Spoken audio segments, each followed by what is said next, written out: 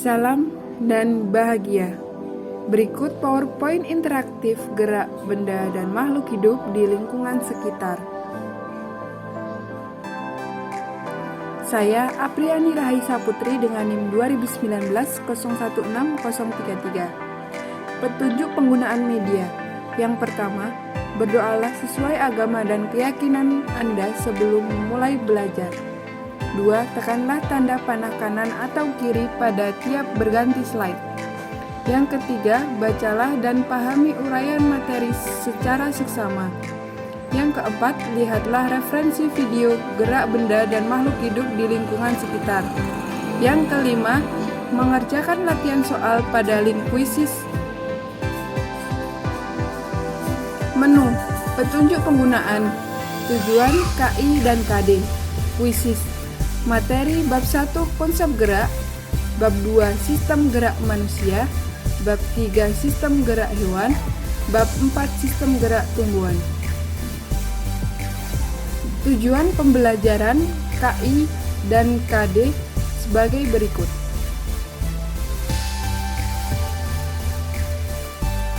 Untuk materi yang pertama yaitu konsep gerak. Gerak adalah perubahan kedudukan suatu benda dari posisi awal. Yang kedua, sistem gerak manusia atau terdiri dari tulang, otot, sendi, serta organ lainnya.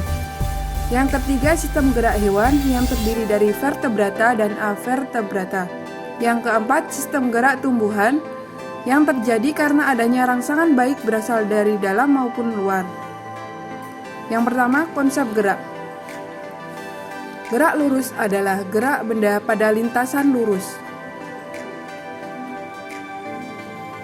Gerak lurus dibedakan menjadi dua, yaitu gerak lurus beraturan atau GLB terjadi apabila kecepatan gerak suatu benda konstan, sedangkan gerak lurus berubah beraturan atau GLBB terjadi apabila suatu benda bergerak dengan percepatan yang konstan. GLBB adalah gerak yang memiliki perubahan kecepatan selalu tetap pada setiap detiknya. Berikut adalah gambar grafik GLB dan GLBB. Ada dua jenis gerak, yaitu dipercepat dan diperlambat. Gaya. Gaya merupakan suatu yang dapat mengakibatkan suatu benda menjadi bergerak atau suatu benda menjadi berubah gerakannya. Gaya gesek, gaya yang ditimbulkan oleh dua permukaan yang saling bergesekan. Gaya gesek terdiri dari dua, yaitu gesek statis dan kinetik.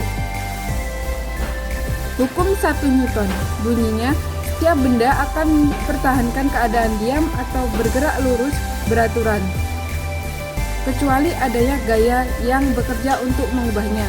Sigma F sama dengan 0.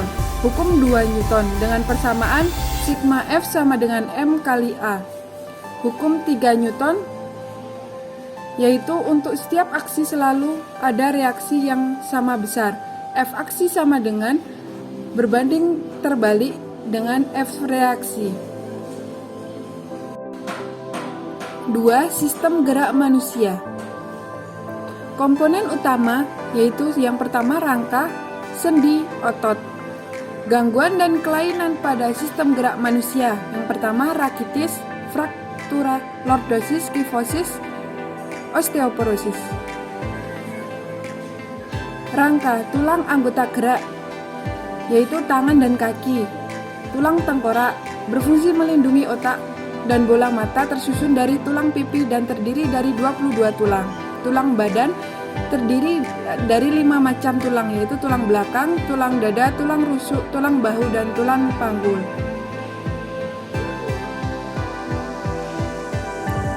Yang kedua, sendi. Ada sendi mati, sendi kaku, dan sendi gerak. Sendi yang tidak dapat digerakkan itu sendi mati. Sedangkan sendi yang memungkinkan terjadinya sedikit gerakan itu sendi kaku.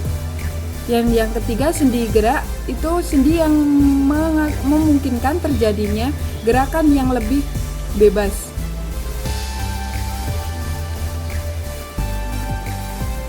Menurut arah geraknya, sendi dibedakan menjadi sendi peluru, memungkinkan terjadinya gerakan ke segala arah. Contoh, sendi antar tulang paha dan panggul. Sendi engsel memungkinkan terjadinya gerakan satu arah di sikut, lutut, antar ruas tulang jari. Sendi geser memungkinkan terjadinya gerakan bergeser pada tulang pergelangan tangan. Sendi pelana memungkinkan terjadinya gerakan dua arah. Yang ketiga, otot. Jaringan yang ditemukan di dalam tubuh manusia yang memiliki fungsi sebagai alat gerak aktif untuk membantu tulang agar bisa bergerak sesuai dengan keinginan. Gerak otot meliputi sebagai berikut: gangguan dan kelainan pada tulang. Yang pertama, rakitis. 2, osteoporosis. Yang ketiga, lordosis, kifosis, dan skoliosis. Gangguan dan kelainan pada sendi dan otot. Artritis rematik, keadaan sendi tidak dapat digerakkan dan terjadi karena tulang rawan yang ada di antara kedua sendi mengalami kemunduran dan digantikan dengan bahan kapur yang lebih keras. Yang kedua, polio, kelainan yang disebabkan oleh infeksi virus pada sistem saraf sehingga bisa menyebabkan kelumpuhan. Yang ketiga, kaku leher, merupakan suatu kelainan yang terjadi pada peredaran otot leher. Yang keempat, kelelahan otot, suatu keadaan di mana otot tidak mampu lagi melakukan kontraksi sehingga mengakibatkan terjadinya kram otot. Bagaimana caranya untuk menjaga sistem gerak? Yaitu berjemur pada sinar matahari pagi, meningkatkan kandungan kalsium dalam asupan makanan, memperhatikan asupan vitamin D, memperhatikan aktivitas fisik yang cukup. Yang ketiga, sistem gerak hewan. Ada vertebrata dan invertebrata. Berdasarkan tempat geraknya, air, darat, udara. Berdasarkan cara geraknya digolongkan ikan, burung, amfibi, reptil, dan mamalia. Gerak hewan dalam air. Kerapatan air lebih besar dari kerapatan udara. Yang kedua, gaya angkat air lebih besar dari udara dan massa jenis air lebih besar dari massa jenis hewan. Mayoritas bentuk tubuhnya torpedo. Tubuh ikan dilengkapi otot dan tulang belakang. Jenis siripnya sirip ekor, sirip pasangan, dan sirip tengah. Gelembung renang berfungsi untuk gerakan naik turun, bertujuan untuk melindungi diri dari predator atau mencari mangsa. Gerak hewan di darat memiliki otot dan tulang yang kuat. Setiap hewan yang hidup di darat memiliki kekuatan otot dan tulang yang berbeda-beda. Kecepatan gerak hewan di darat berbeda-beda karena dipengaruhi oleh perbedaan struktur tulang dan ototnya. Gerak hewan di udara. Gaya angkat lebih besar dari gaya gravitasi atau dibantu dengan sayap. Sayap burung memiliki otot yang kuat dan tersusun atas kerangka yang kuat dan ringan.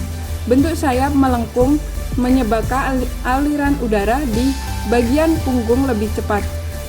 Struktur sayap disebut dengan istilah airfoil.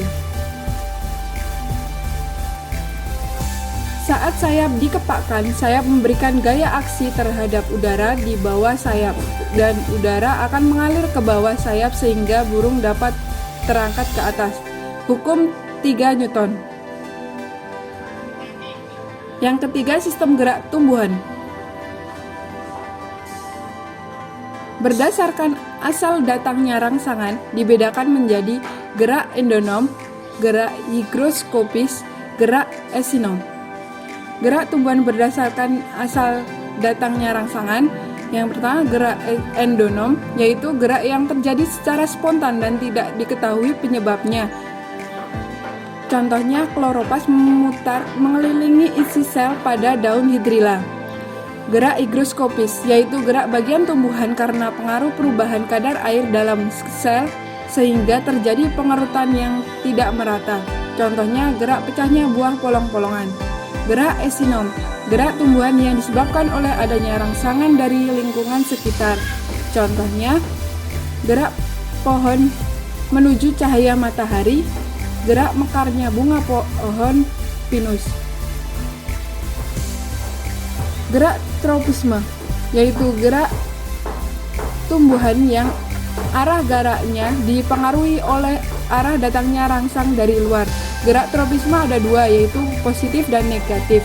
Yang positif mendekati rangsangan dan yang negatif menjauhi rangsangan.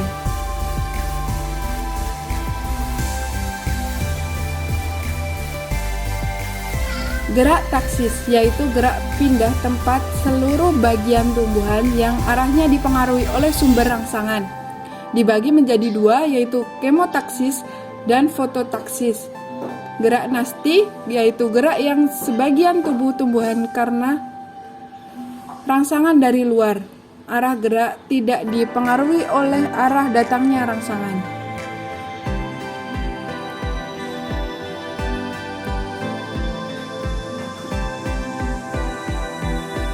Gerak nasti dibagi menjadi 5, yaitu niktinasti, fotonasti, seismonasti, termonasti, dan yang terakhir nasti kompleks.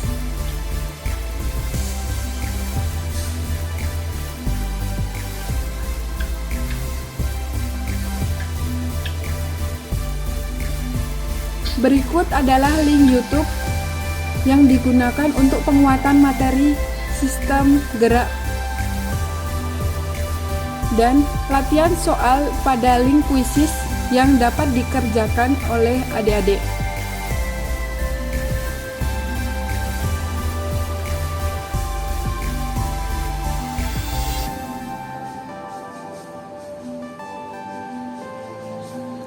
Demikian yang dapat saya sampaikan. Atas perhatiannya, saya ucapkan terima kasih. Wassalamualaikum warahmatullahi wabarakatuh. Salam.